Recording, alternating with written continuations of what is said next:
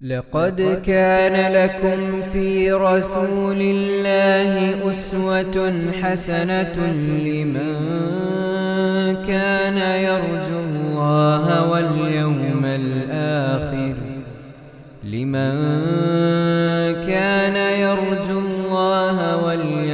الآخر وذكر الله كثيرا. السلام عليكم ورحمة الله وبركاته. الحمد لله رب العالمين. اللهم صل على محمد وعلى آل محمد كما صليت على إبراهيم وعلى آل إبراهيم إنك حميد مجيد. أما بعد، فعن أبي هريرة رضي الله عنه أن رسول الله صلى الله عليه وسلم قال: أقرب ما يكون العبد من ربه وهو ساجد فأكثروا الدعاء. റവാഹു മുസ്ലിം റഹിമഹുല്ലാഹ്. സ്നേഹമുള്ള സഹോദരി സഹോദരന്മാരെ, മാന്യ ശ്രോതാക്കളെ, റിയാദുസ് സാലിഹീനിൽ ദുആഉമായി ബന്ധപ്പെട്ട കാര്യങ്ങളാണ് നമ്മൾ ഇപ്പോൾ പറഞ്ഞുകൊണ്ടിരിക്കുന്നത്. കഴിഞ്ഞ ക്ലാസ്സിൽ നമ്മുടെ സ്വന്തം ദേഹങ്ങൾക്കെതിരെയും മക്കൾക്കെതിരെയും സമ്പത്തിനെതിരെയും ഒന്നും പ്രാർത്ഥിക്കരുത്, അതിൻ്റെ ഗൗരവമാണ് നമ്മൾ മനസ്സിലാക്കിയത്.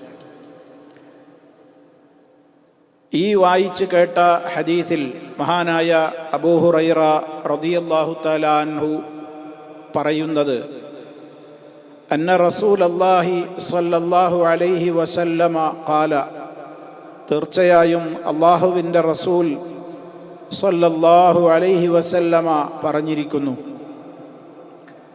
അഖ്റബു മാ യകൂനുൽ അബ്ദു മിൻ റബ്ബിഹി വഹുവ സാജിദുൻ ഫഅക്സിറു ദുആ.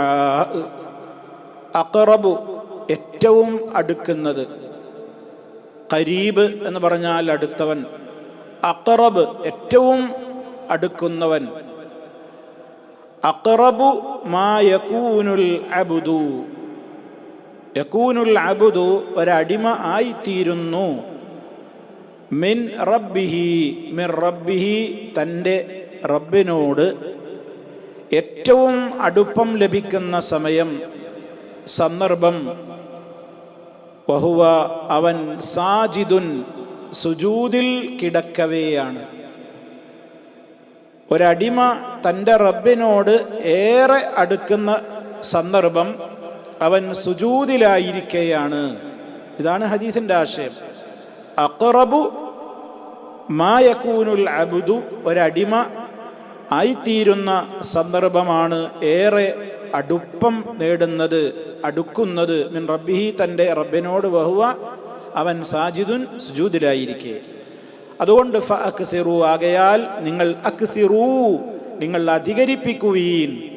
അക്സറ വർദ്ധിപ്പിച്ചു, അക്സിർ നീ വർദ്ധിപ്പിക്കുക. കുറേ ആളുകളോട് പറയുമ്പോൾ അക്സിറു, ഫഅക്സിറു ആകയാൽ നിങ്ങൾ വർദ്ധിപ്പിക്കുവീൻ, അധികരിപ്പിക്കുവീൻ. അദ്ദുആ, ദുആഇനെ നിങ്ങൾ അധികരിപ്പിക്കുവീൻ. അപ്പോൾ സുജൂദിൽ ദുആഇനെ അധികരിപ്പിക്കുവാൻ നബി സല്ലല്ലാഹു അലൈഹി വസല്ലമ പറഞ്ഞിരിക്കുന്നു. അതിൻ്റെ കാരണവും പറഞ്ഞിരിക്കുന്നു.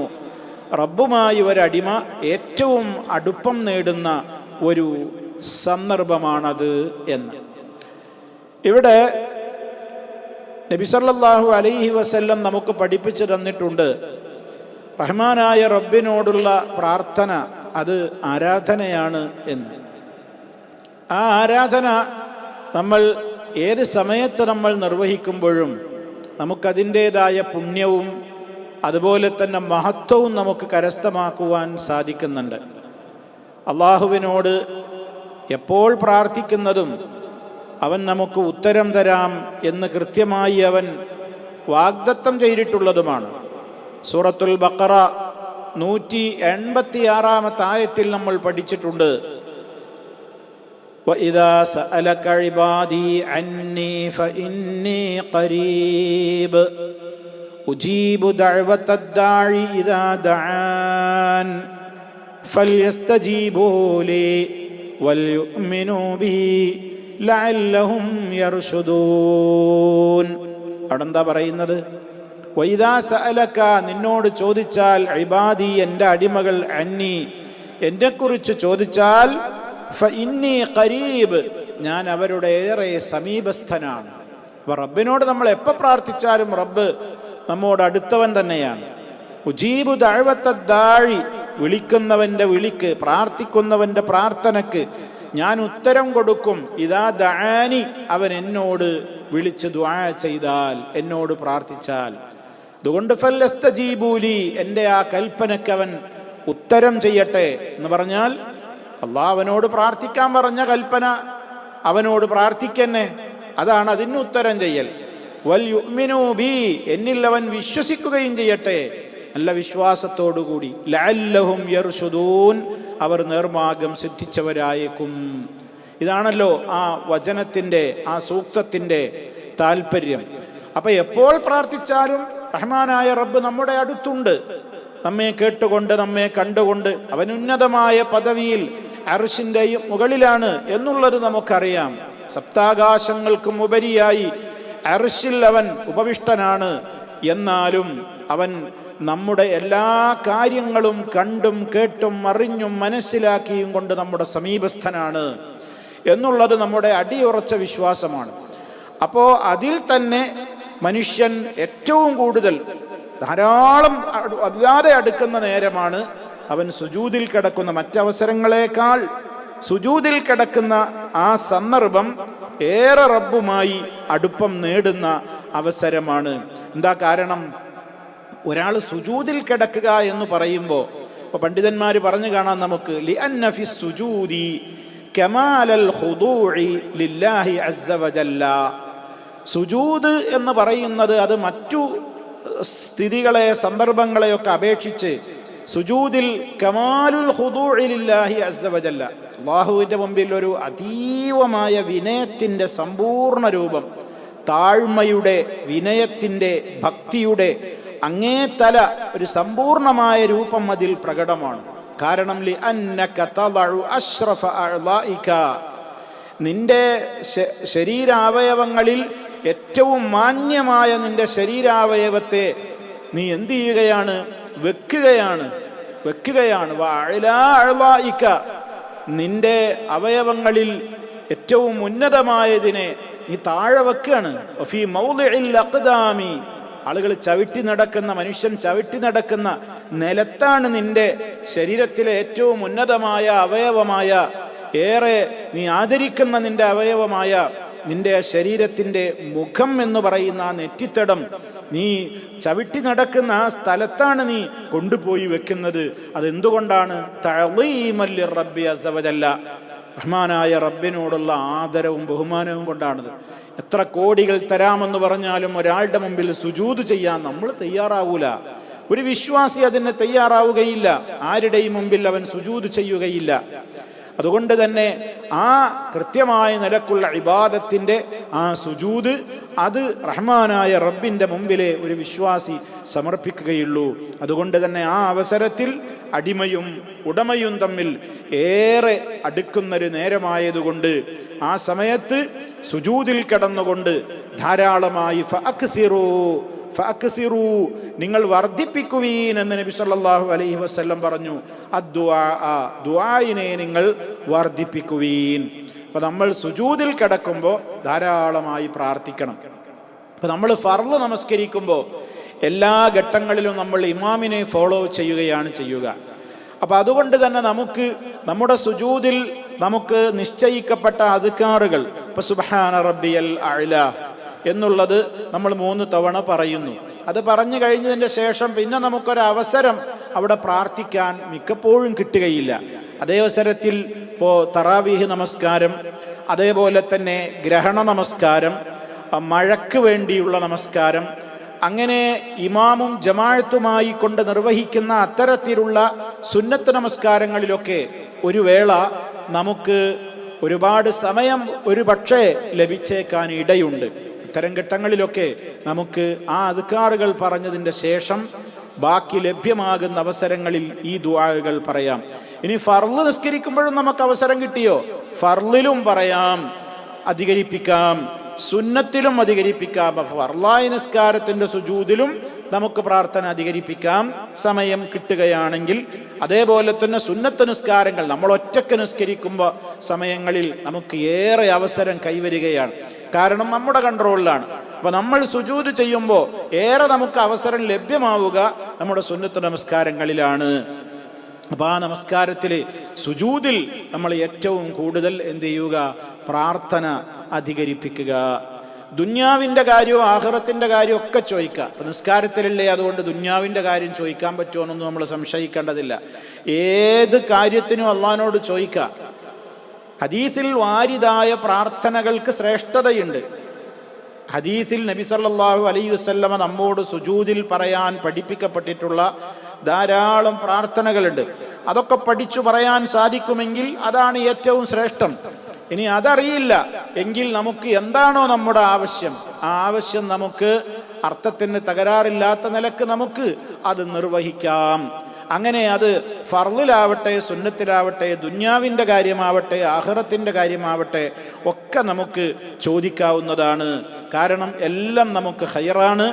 ആ ഖൈറായ കാര്യം, ആ ദുആ എന്ന് പറയുന്ന ഇബാദത്ത്, നമ്മുടെ ഇബാദത്തിൻ്റെ അകത്ത്, മറ്റൊരു നമസ്കാരമാകുന്ന ഇബാദത്തിൻ്റെ അകത്ത് നമ്മൾ അള്ളാഹുവിനോട് തേടുകയാണ്, അള്ളാഹുവിനോട് നമ്മൾ പ്രാർത്ഥിക്കുകയാണ്. അപ്പോൾ ദുന്യാവിൻ്റെ കാര്യവും ചോദിക്കുക, ആഖിറത്തിൻ്റെ കാര്യവും ചോദിക്കാം. നബി സല്ലല്ലാഹു അലൈഹി വസല്ലം പറഞ്ഞു, നിങ്ങളുടെ ചെരുപ്പിൻ്റെ വള്ളി പൊട്ടിയാൽ വരെ നിങ്ങൾ തൻ്റെ റബ്ബിനോട് ചോദിച്ചോളൂ എന്നൊക്കെയുള്ള ഹദീസുകൾ കാണാൻ സാധിക്കും. എന്ന് പറഞ്ഞാൽ ഏത് നിസ്സാര കാര്യത്തിനും നമുക്ക് റബ്ബിനോട് ചോദിക്കാം. റഹ്മാനായ റബ്ബിൻ്റെ തൗഫീഖില്ലാതെ ഒരാളുടെ മുഖേന നമുക്ക് കിട്ടുന്ന സഹായങ്ങൾക്ക് പോലും നമ്മൾ അള്ളാഹുവിൻ്റെയാണ് നമ്മൾ ആത്യന്തികമായി ഭരമേൽപ്പിക്കുന്നത്. നമ്മളൊരാളോടൊരു കാര്യം ആവശ്യപ്പെടുമ്പോൾ പോലും ആ വ്യക്തിയുടെ മനസ്സിൽ അത് തോന്നിപ്പിക്കേണ്ടത് അള്ളാഹു സുബ്ഹാനഹു വ തആലയാണ്. അപ്പം അതുകൊണ്ട് തന്നെ ദുന്യവിയും ഉഖറവിയുമായ ഏത് കാര്യങ്ങളും നമ്മൾ നമസ്കാരത്തിൽ ചോദിച്ചു കൊണ്ടിരിക്കുന്നുണ്ട്. ഇപ്പോൾ നമ്മുടെ രണ്ട് സുജൂദുകൾക്കിടയിലുള്ള സമയത്ത് നമ്മൾ ദുന്യവിയും ഉഖറവിയുമായ കാര്യങ്ങൾക്ക് വേണ്ടി തേടുന്നുണ്ടല്ലോ. പാപമോചന തേട്ടമുണ്ട്, കാരുണ്യത്തിന് വേണ്ടിയുള്ള തേട്ടമുണ്ട്, അതുപോലെ തന്നെ റിസ്ഖിന് വേണ്ടി, ആഹാരം ഉപജീവന മാർഗങ്ങൾക്ക് വേണ്ടിയുള്ള തേട്ടമുണ്ട്, ആഫിയത്ത് ആരോഗ്യത്തിന് വേണ്ടിയുള്ള തേട്ടമുണ്ട്. പല കാര്യങ്ങൾക്കും നമ്മൾ ചോദിക്കുന്നുണ്ട്. അപ്പം അതുകൊണ്ട് തന്നെ അങ്ങനെ അതൊക്കെ നമുക്ക് പ്രാർത്ഥിക്കാവുന്നതാണ്. ഇവിടെ നമുക്ക് സ്വാഭാവികമായിട്ടും ഉണ്ടാകുന്ന ഒരു സംശയമുണ്ട്. ധാരാളം ആളുകൾ പലപ്പോഴും അവർ സുജൂദിൽ പ്രാർത്ഥിക്കുന്ന വേളയിൽ, ഇപ്പോൾ അവർ സുന്നത്ത് നിസ്കാരങ്ങളിലാണല്ലോ, അപ്പോൾ അതിന് അവസരം നമുക്ക് ലഭ്യമാകുക എന്ന് ഞാൻ നേരത്തെ പറഞ്ഞു. അങ്ങനെ പ്രാർത്ഥിക്കുന്ന വേളയിൽ നമുക്ക് അന്യഭാഷകളിൽ പ്രാർത്ഥിക്കാമോ? അപ്പോൾ നമ്മൾ മലയാളികളാണ്, മലയാളത്തിൽ നമുക്ക് അങ്ങനെ നമ്മുടെ നമസ്കാരത്തിൽ സുജൂദിലോ ഒക്കെ നമുക്ക് പ്രാർത്ഥിക്കാൻ പാടുണ്ടോ എന്നുള്ള വിഷയം പണ്ഡിത ലോകം ചർച്ച ചെയ്തിട്ടുണ്ട്. അപ്പോൾ നമ്മെ സംബന്ധിച്ചിടത്തോളം നമ്മൾ ഒരു കാര്യം അടിസ്ഥാനപരമായി മനസ്സിലാക്കേണ്ടത്, അസ്ലിൽ നമസ്കാരത്തിൻ്റെ തക്ബീറത്തുൽ ഇഹ്റാം മുതൽ നമസ്കാരത്തിൽ നിന്ന് വിരമിക്കുന്നത് വരെ ചൊല്ലേണ്ടുന്നതും പറയേണ്ടതുമായ എല്ലാം അടിസ്ഥാനപരമായി നമ്മൾ നിർവഹിക്കേണ്ടത് അറബി ഭാഷയിൽ മാത്രമാണ്. അന്യഭാഷകൾ അതിൽ കടന്നു വരാനേ പാടില്ല. ഇതാണ് അടിസ്ഥാനപരമായ നിയമം. അതേപോലെ തന്നെ ഇപ്പോൾ സൂറത്തുൽ ഫാത്തിഹ അത് അറബിയിൽ തന്നെയാണ് നിർവഹിക്കേണ്ടത്. അതുപോലെ തന്നെ തശഹുദ്, അത്തഹിയാത്ത്, നിർബന്ധമായ അദ്കാറുകൾ നമ്മൾ ചൊല്ലേണ്ടുന്ന റുക്കൂഅ്, സുജൂദ്, അതിലൊക്കെയുള്ള ദിക്റുകൾ, ഇപ്പോൾ സുബ്ഹാന റബ്ബിയൽ അളീം, സുബ്ഹാന റബ്ബിയൽ അഅല, അതുപോലെ റബ്ബനാ വലക്കൽ ഹംദ്, അതുപോലെ രണ്ട് സുജൂദിൻ്റെ ഇടയിൽ ഇങ്ങനെ വാജിബായ നിലക്ക് നമ്മൾ ചൊല്ലേണ്ട ദിക്റ്, അതുപോലെ ഫർളായ റുക്നായ ഫാത്തിഹ, ഇതേപോലെയുള്ള എല്ലാ കാര്യങ്ങളും നമ്മൾ അറബിയിൽ തന്നെ നിർവഹിക്കണം. അതേ അവസരത്തിൽ ഇപ്പോൾ ഒരാൾക്ക് അറബിയിൽ തീരെ അറിയില്ല, അയാളെ സംബന്ധിച്ചിടത്തോളം ഇളവുണ്ട്. അറബി ഭാഷ അയാൾക്കിട്ട് പഠിക്കാനും പറ്റിയിട്ടില്ല, അയാൾക്ക് അറബിയിൽ ഒരു നിർവഹിക്കാനും കഴിയുന്നില്ല. ഇപ്പോൾ ഇസ്ലാമിലേക്ക് കടന്നു വന്നൊരു വ്യക്തി, അയാൾക്ക് നിസ്കാരം നമ്മൾ ഫാത്തിഹ പഠിപ്പിച്ചു കൊടുക്കുമ്പോൾ അപ്പോൾ അയാളെ സംബന്ധിച്ചിടത്തോളം അയാൾക്ക് ഇപ്പോൾ ഫാത്തിഹ നോക്കി ഓതാനൊന്നും ആയിട്ടുണ്ടാവില്ല. അയാളുടെ ഭാഷയിൽ നമുക്കത് എഴുതി കൊടുക്കാം. അങ്ങനെ എഴുതി കൊടുക്കുന്നതിന് വിരോധമില്ല. അങ്ങനെ എഴുതി കൊടുക്കുമ്പോൾ അതിൻ്റെ ഉച്ചാരണങ്ങളൊക്കെ അയാൾക്ക് പഠിപ്പിച്ചു കൊടുക്കണം, അയാളുടെ ചൊല്ലി പഠിപ്പിച്ചു കൊടുക്കണം. അപ്പം അങ്ങനെയുള്ള ആളുകൾക്ക് ഫാത്തിഹ, അതുപോലെ തന്നെ അങ്ങനെയുള്ള ദിക്റുകളും കാര്യങ്ങളൊക്കെ അറബിയിൽ തന്നെയാണ് അവർ പറയേണ്ടത്. അത് അവർക്ക് വേണമെങ്കിൽ എന്ത് ചെയ്യാം, തീരെ മനസ്സിലാക്കാത്ത ഒരാൾക്ക് അന്യഭാഷയിൽ എഴുതി വെച്ചിട്ട് അതിങ്ങനെ കൊണ്ട് നടന്നയാൾക്ക് അങ്ങനെ പഠിക്കാം. പക്ഷേ അത് അറബി ഭാഷ പഠിക്കുന്നത് വരെയാണ്. പിന്നീട് അത് ഭാഷ പഠിച്ച് മനസ്സിലാക്കി കഴിഞ്ഞാൽ അത് പറയാനും ഉച്ചരിക്കാനും ഒക്കെയുള്ള കഴിവ് നേടിക്കഴിഞ്ഞാൽ, വായിക്കാനൊക്കെയുള്ള കഴിവ് നേടിക്കഴിഞ്ഞാൽ അയാൾ അറബിയിൽ തന്നെയാണ് എല്ലാം നിർവഹിക്കേണ്ടത്. അതേ അവസരത്തിൽ പിന്നെ ഇതിനെ സംബന്ധിച്ചപ്പോൾ ഈ ഫാത്തിഹയും അദ്കാറുകളും മറ്റുള്ള വാജിബായ ദിക്റുകളും തശഹുദ് ഒഴികെയുള്ള അല്ലാത്ത കാര്യങ്ങൾ ഇപ്പം നമുക്ക് സുജൂദിൽ, അതുപോലെ തന്നെ അത്തഹിയാത്തിൽ നബി സല്ലല്ലാഹു അലൈഹി വസല്ലം പറഞ്ഞിട്ടുണ്ടല്ലോ, നിങ്ങൾ അവസാനത്തിൽ നിങ്ങൾക്ക് ഇഷ്ടമുള്ളത് പ്രാർത്ഥിച്ചോളൂ, നിങ്ങൾക്ക് ദുആയിൽ നിന്ന് നിങ്ങൾക്ക് ഇഷ്ടമുള്ളത് എന്താണെങ്കിൽ നിങ്ങൾ തിരഞ്ഞെടുത്തോളൂ എന്നൊക്കെ അനുവാദം തന്നിട്ടുണ്ടല്ലോ. അത്തരം സന്ദർഭങ്ങളിലൊക്കെ അറബി അല്ലാത്ത ഭാഷയിൽ നമുക്ക് പ്രാർത്ഥിക്കാമോ? അവിടെ പണ്ഡിത ലോകത്ത് ഈ വിഷയത്തിൽ 3 അഭിപ്രായങ്ങൾ നമുക്ക് ചുരുക്കത്തിൽ മനസ്സിലാക്കുവാൻ സാധിക്കും. പല അഭിപ്രായ വ്യത്യാസങ്ങളും പണ്ഡിത ലോകത്ത് പല വീക്ഷണക്കാരുമുണ്ട്. അതിൽ ഒന്ന്, ഒരു ഭാഗം പറയുന്നത് ഒരു നിലക്കും അറബി അല്ലാത്തൊരു ഭാഷയിൽ പ്രാർത്ഥിക്കാനേ പാടില്ല, അങ്ങനെ പ്രാർത്ഥിക്കുന്നത് നിഷിദ്ധമാണ് എന്ന് അഭിപ്രായപ്പെടുന്ന പണ്ഡിതന്മാരുണ്ട്. വേറൊരു കൂട്ടർ പറയുന്നത് ഒരു നല്ല കാര്യമല്ല, ഏറ്റവും ഉത്തമ അറബി തന്നെയാണ്. ഇനി ഒരാൾ അറബി ഭാഷയിൽ ഒരാൾ പ്രാർത്ഥിച്ചു പോയെങ്കിൽ അവൻ്റെ നിസ്കാരം ഏതിനെ പറ്റിയാണ് പറയണത്? സുജൂദിലെ ദിക്റുകളൊക്കെ ചൊല്ലിയതിൻ്റെ ശേഷമുള്ള പ്രാർത്ഥനയാണ് പറയണത്. ഫാത്തിഹയെക്കുറിച്ചല്ല, മറ്റദ്കാറുകളെ കുറിച്ചല്ല പറയുന്നത്. ശേഷം ഈ പ്രാർത്ഥന ഉണ്ടല്ലോ, ആ പ്രാർത്ഥന ഒരാൾ പിന്നെ അറബി അല്ലാത്തൊരു ഭാഷയിലാണ് ഒരാൾ പറഞ്ഞതെങ്കിൽ അത് നിസ്കാരം ബാത്തിലാവുന്നില്ല, ഒരു അനഭിലഷണീയമായ ഒരു കറാഹത്തായ കാര്യമാണ് എന്ന് വീക്ഷണം പറഞ്ഞ പണ്ഡിതന്മാരുണ്ട്. മൂന്നാമത്തൊരു കൂട്ടരുടെ വീക്ഷണം, അതാണ് കുറച്ചുകൂടി ആ വിഷയത്തിൽ ഭൂരിപക്ഷം പണ്ഡിതന്മാരും പറഞ്ഞിട്ടുള്ള അഭിപ്രായം. അതായത് അറബിയിൽ തന്നെ ആയിരിക്കണം നിസ്കാരത്തിലെ എല്ലാ കാര്യങ്ങളും, ദുആ അടക്കം. എന്നാൽ ഒരാൾക്ക് ദുആകൾ, അയാൾക്ക് അറബിയിലുള്ള ആ ദിക്റുകളും അറബിയിലുള്ള പ്രാർത്ഥനകളൊന്നും മുഴുവൻ അയാൾക്ക് നോക്കി വായിച്ച് പഠിച്ച് ഹിഫ്ളാക്കി അങ്ങനെ നിസ്കാരത്തിൽ അയാൾക്ക് ചൊല്ലാനും ഉച്ചരിക്കാനും ഒന്നും അയാൾക്ക് കഴിയുന്നില്ല. അയാൾക്ക് അത്രയും അറബി ഭാഷ ടച്ചില്ല, കൂട്ടി വായിക്കാനൊക്കെ കഷ്ടിയേ അറിയുള്ളൂ.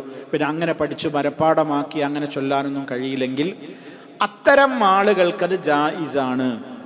എന്നാൽ അതൊരു ഇളവായി കണ്ടുകൊണ്ട് ഇപ്പം നമുക്കൊരു ചാൻസ് തുറന്നു കിട്ടി, ഇനി നമ്മൾ നബി സല്ലല്ലാഹു അലൈഹി വസല്ലം പഠിപ്പിച്ച പ്രാർത്ഥനകളൊന്നും ഇനി പഠിക്കാൻ മെനക്കെടേണ്ടതില്ല, ആരും ഇതിൽ നിന്ന് കൂട്ടി വായിക്കരുത്.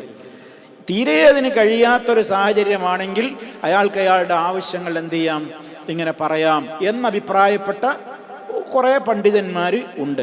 പിന്നെ മറ്റൊന്ന് നമ്മൾ മനസ്സിലാക്കിയിരിക്കേണ്ടത്, ഇതിൽ നിന്ന് എല്ലാ ഈ അഭിപ്രായ വ്യത്യാസങ്ങളിൽ നിന്നും മോചനം നേടുക എന്ന നിലക്ക് ഇപ്പം നമ്മൾ സുജൂദിൽ കിടക്കുന്ന വേളയിൽ നമുക്ക് നമ്മുടേതായ മനസ്സ് റഹ്മാനായ റബ്ബ് അറിയുന്നവനാണ്.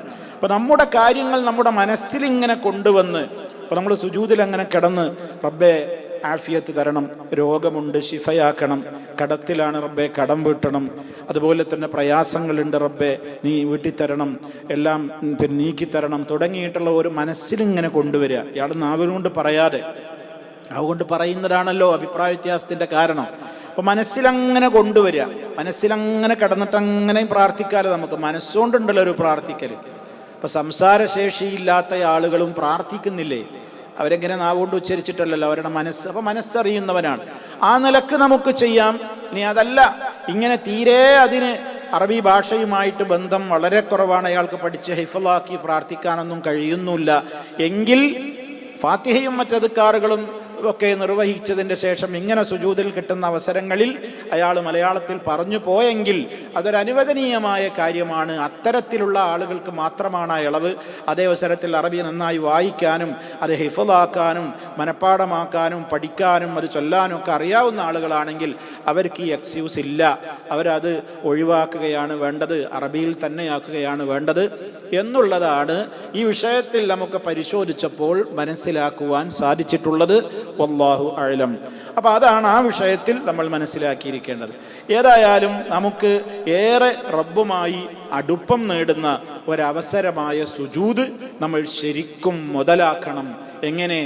ദുആ അധികരിപ്പിച്ചുകൊണ്ട് എന്നുള്ളത് മഅ്സൂറായ പ്രാർത്ഥനകളാകുമ്പോൾ. എന്താ മഅ്സൂറായ പ്രാർത്ഥന എന്ന് പറഞ്ഞാൽ? നബി സല്ലല്ലാഹു അലൈഹി വസല്ലമയിലൂടെ നമുക്ക് പഠിപ്പിക്കപ്പെട്ടിട്ടുള്ള വന്നിട്ടുള്ള പദങ്ങൾ പോലും മാറ്റം വരുത്താതെ നമ്മൾ ചെയ്യലാണ് ഏറ്റവും അഫ്ളലായ രീതി. ഇനി ഒരാൾക്ക് തൻ്റെതായ ആഗ്രഹങ്ങൾ അറബിയിൽ തന്നെ മറ്റു പദങ്ങളൊക്കെ ഉണ്ടാക്കിയിട്ട് അയാൾക്ക് പ്രാർത്ഥിക്കാം. ഒരാൾക്ക് ഓരോരുത്തർക്ക് ഓരോ ആവശ്യങ്ങളാണ് ഉണ്ടാകും. ഇപ്പം അല്ലാഹുമ്മ കസ്സിർ മാലി, അല്ലാഹുമ്മ കസ്സിർ മാലി, അല്ലാ എൻ്റെ കടബാധ്യതകളൊക്കെ ഒഴിവായിട്ട് എൻ്റെ സമ്പത്തിൽ നീ എനിക്ക് വർധനവ് തരണേ. അല്ലെങ്കിൽ അല്ലാഹുമ്മ ഹയ്യി ലി സക്കന, റബ്ബേ ഒരു വീട് എനിക്ക് തയ്യാറാകാൻ ഒരു വീടുണ്ടാവണേ എന്ന് തുടങ്ങിയൊക്കെ വേണമെങ്കിൽ അയാൾക്ക് അങ്ങനെ അറബിയിൽ തന്നെ പ്രാർത്ഥിക്കാവുന്നതാണ്.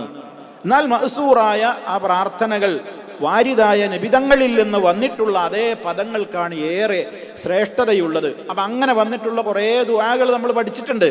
അതൊക്കെ നമ്മൾ പഠിക്കുക. അതൊക്കെ നമ്മൾ അലസത കാരണമാണ് പലപ്പോഴും. നമുക്കിതിലൊക്കെ അപ്പുറം പഠിക്കാൻ കഴിയൂലേ? ഇത് കേൾക്കുന്ന മഹാഭൂരിപക്ഷത്തിനും അങ്ങനെ കഴിയുമെന്നാണ് ഞാൻ മനസ്സിലാക്കുന്നത്. നമ്മളുടെ അലസതയും മടിയും കാരണത്താൽ നമ്മൾ അതിലേക്കൊന്നും ശ്രദ്ധ കൊടുക്കുന്നില്ല എന്നുള്ളതാണ്. എന്തെല്ലാം ആവശ്യങ്ങൾക്ക് വേണ്ടി നമ്മൾ ഏതെല്ലാം ഭാഷകൾ നമ്മൾക്ക് കടിച്ചാൽ പൊട്ടാത്ത പ്രയോഗങ്ങളും പലതും നമ്മൾ മനപ്പാടാക്കുന്നുണ്ട്, വായിക്കാൻ പഠിക്കുന്നുണ്ട്, എഴുതാൻ പഠിക്കുന്നുണ്ട്, ദുന്യാവിൻ്റെ ഒരുപാട് നേട്ടങ്ങൾ കൊയ്തെടുക്കാൻ വേണ്ടി. നമുക്ക് എന്തുകൊണ്ട് ഈ വക കാര്യങ്ങളിൽ ഒരു ശ്രദ്ധയും ഒരു പ്രത്യേകമായ അന്വേഷണത്തിനുള്ള താല്പര്യവും നമുക്കില്ലാതെ വരുന്നു എന്നുള്ളത് ഖേദകരമാണ്. അത് ഓരോരുത്തരുമാണ് തൻ്റെ കഴിവുകേടും ഓരോരുത്തർക്കാണ് അറിയുക. അതിനനുസരിച്ച് ഈ വിഷയത്തിൽ ഇടപെടണം, അള്ളാഹുവിനോട് പ്രാർത്ഥിക്കണം, റബ്ബ് തൗഫീഖ് തരും. അപ്പം അതുകൊണ്ട് അങ്ങനെ എന്തായാലും പ്രാർത്ഥനയ്ക്ക് നമുക്ക് കിട്ടുന്ന ഏറ്റവും നല്ലൊരു അവസരമാണ്. ആ ഗോൾഡൻ ചാൻസ് നമ്മൾ ഉപയോഗപ്പെടുത്തണം. ഇതാണ് ഇവിടെ നബി സല്ലല്ലാഹു അലൈഹി വസല്ലം പറയുന്നത്. അതിൽ തന്നെ നമ്മൾ ഇസ്തിഗ്ഫാർ ഏറെ പ്രധാനമാണല്ലോ. ഇസ്തിഗ്ഫാറിന്റെ തേട്ടം. ഇപ്പോൾ സുബ്ഹാനക അല്ലാഹുമ്മ റബ്ബനാ വബിഹംദിക അല്ലാഹുമ്മ ഗ്ഫിർലി സുജൂദിലുള്ളൊരു പ്രാർത്ഥനയാണല്ലോ അത്. അതുപോലെ റബ്ബി ഗ്ഫിർലി ഖതയതി യൗമദ്ദീൻ റബ്ബി ഗ്ഫിർലി വലിവാലിദയ്യ എന്നൊക്കെ നമുക്ക് പ്രാർത്ഥിക്കാലോ. അതൊക്കെ ചെറിയ ചെറിയ പ്രാർത്ഥനകളല്ലേ. പിന്നെ റബ്ബനാ ആതിനാ ഫിദ്ദുനിയാ ഹസന വഫിൽ ആഖിറതി ഹസനതൻ വഖിനാ അദാബന്നാർ. ഖുർആൻ ഓതുക എന്നുള്ള നിലക്കല്ലേ അത് പറ്റാത്തുള്ളൂ. ഒരു ദുആ എന്ന നിലക്ക് നമുക്ക് ആ ആയത്തിലെ ആ ഭാഗം നമുക്ക് പാരായണം ചെയ്യാലോ, ദുആ ചെയ്യാലോ. അങ്ങനെ നമ്മൾ പഠിച്ച പ്രാർത്ഥനകളൊക്കെ ഉണ്ട്. അങ്ങനെ നമ്മളുടെ ഉദ്ദേശങ്ങളൊക്കെ മനസ്സിൽ കണ്ടുകൊണ്ട് നമുക്ക് പ്രാർത്ഥിക്കാം. അങ്ങനെ പ്രാർത്ഥന അധികരിപ്പിക്കാൻ കിട്ടുന്ന അവസരം ഉപയോഗപ്പെടുത്തണം. ഇതാണ് എനിക്ക് എന്നോടും നിങ്ങളോടും ഓർമ്മപ്പെടുത്തുവാനുള്ളത്. നബി സല്ലല്ലാഹു അലൈഹി വസല്ലം ഡെയിലി 100 തവണയൊക്കെ ഇസ്തിഗ്ഫാറിനെ വർദ്ധിപ്പിക്കാറുണ്ടായിരുന്നു എന്നുള്ളത് അസ്തഗ്ഫിറുല്ലാഹ് വ അതൂബു ഇലൈഹി അല്ലെങ്കിൽ റബ്ബി ഗ്ഫിർലി വതുബ് അലയ്യ ഇന്നക അൻത തവ്വാബുൽ ഗഫൂർ അല്ലെങ്കിൽ റബ്ബി ഗ്ഫിർലി വതുബ് അലയ്യ ഇന്നക അൻത തവ്വാബുർ റഹീം. ഇതൊക്കെ ഇസ്തിഗ്ഫാറിൻ്റെ പ്രാർത്ഥനയാണ്. ഇതൊക്കെ നമുക്ക് ചൊല്ലാൻ എത്ര സമയമുണ്ട്? ഇപ്പം നിസ്കാരത്തിൻ്റെ അകത്ത് സുജൂദിലും അല്ലാത്ത അവസരങ്ങളിൽ പോലും നമുക്കിതൊക്കെ ചൊല്ലാൻ എത്ര കുറഞ്ഞ മിനിറ്റുകളെ ആവശ്യമുള്ളൂ. നമ്മൾ വർദ്ധിപ്പിക്കണം. അപ്പോൾ ഇപ്പോൾ ദുആക്ക് ഇജാബത്ത് കിട്ടുന്ന പല സ്ഥലങ്ങളുണ്ട്, സമയങ്ങളുണ്ട്, സന്ദർഭങ്ങളുണ്ട്. അതിൽപ്പെട്ട ഒരു സന്ദർഭമാണ് ഇപ്പോൾ നമ്മൾ ഈ പറഞ്ഞത്. സുജൂദിൻ്റെ വേളയിലായിരിക്കെ ഇങ്ങനെ അള്ളാഹിനോട് ഏറ്റവും അടുപ്പുള്ള നേരമാണ്.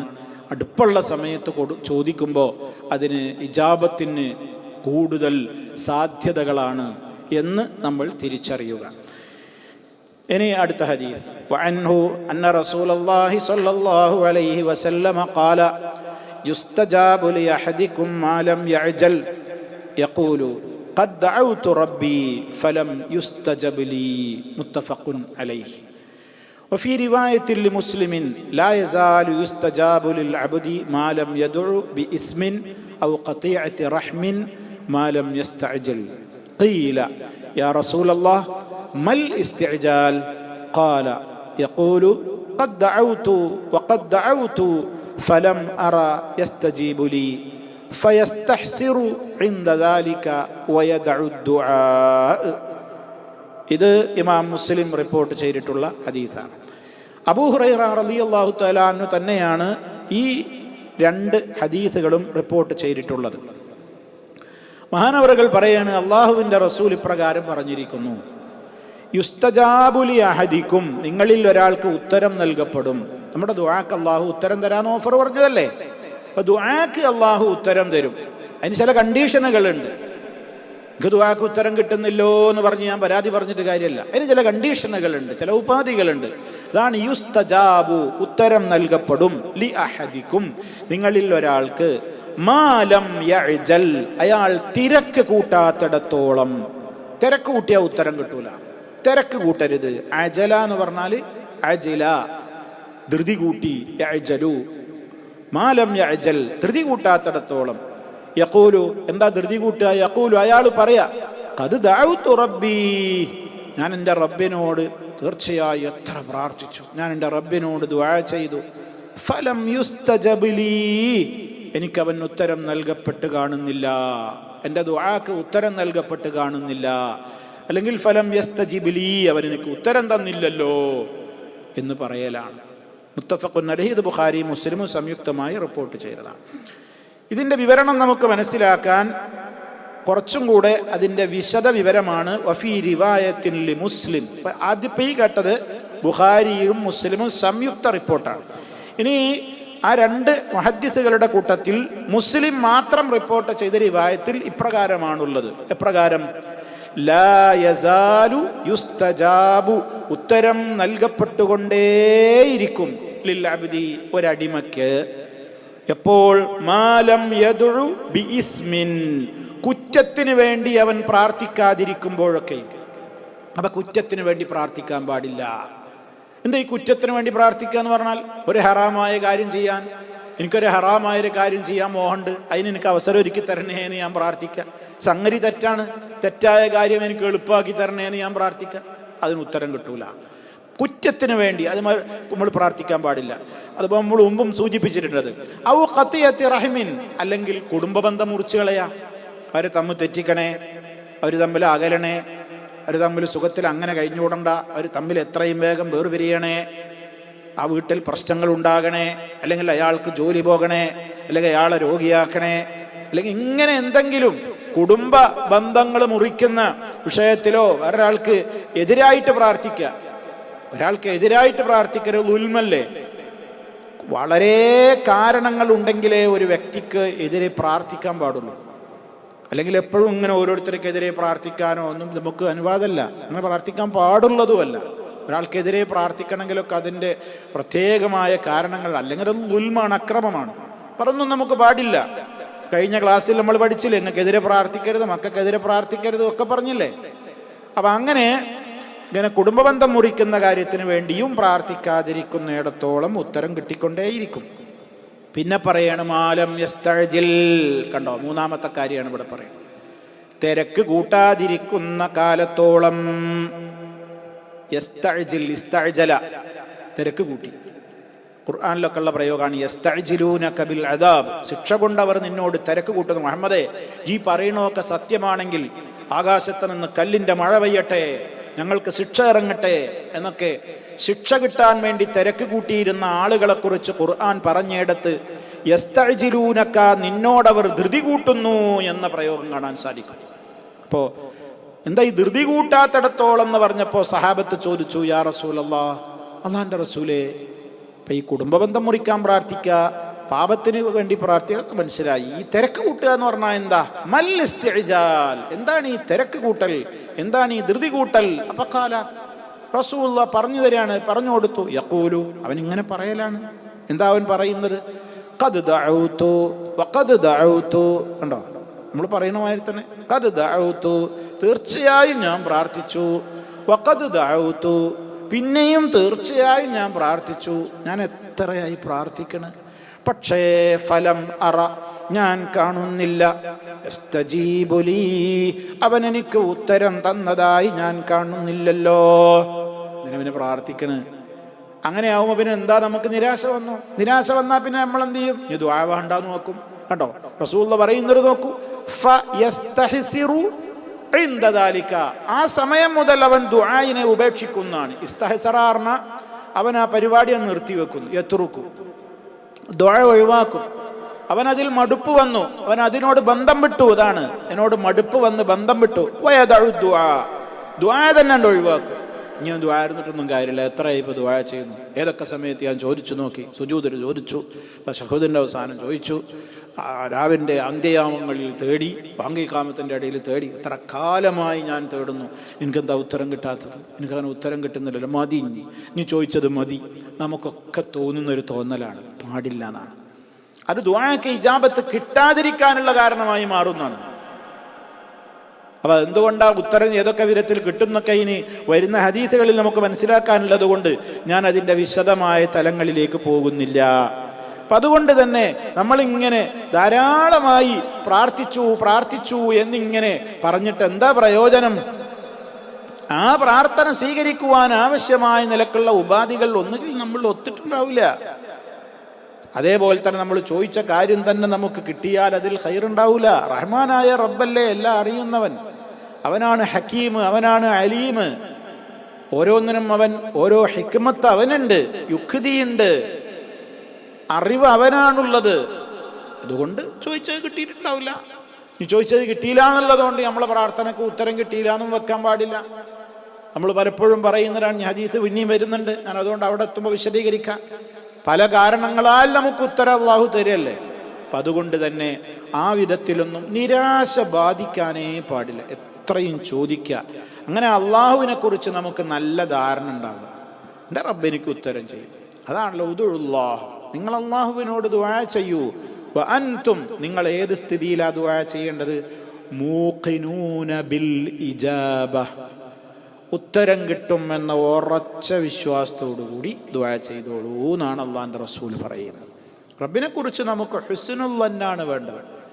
അള്ളാഹ് എനിക്ക് ഉത്തരം ചെയ്യൂല, ഞാൻ എന്നും ഇങ്ങനെ തന്നെയാണ്, എനിക്കെന്നും കഷ്ടപ്പാട് തന്നെയാണ്, എനിക്കെന്നും ദുരിതം തന്നെയാണ്, ഞാനെന്നും ഇങ്ങനെ തന്നെയാണ്, എനിക്കിനി ഒരു നിർഗതി ഉണ്ടാവില്ല, എനിക്കിനി ഒരു പുരോഗതി ഉണ്ടാവില്ല, അത് ഞാൻ ആരിനോട് എന്ത് പറഞ്ഞിട്ടും കാര്യമില്ല എന്നിങ്ങനെ നിരാശയുടെ വർത്തമാനം പറഞ്ഞിരിക്കേണ്ടവനല്ല.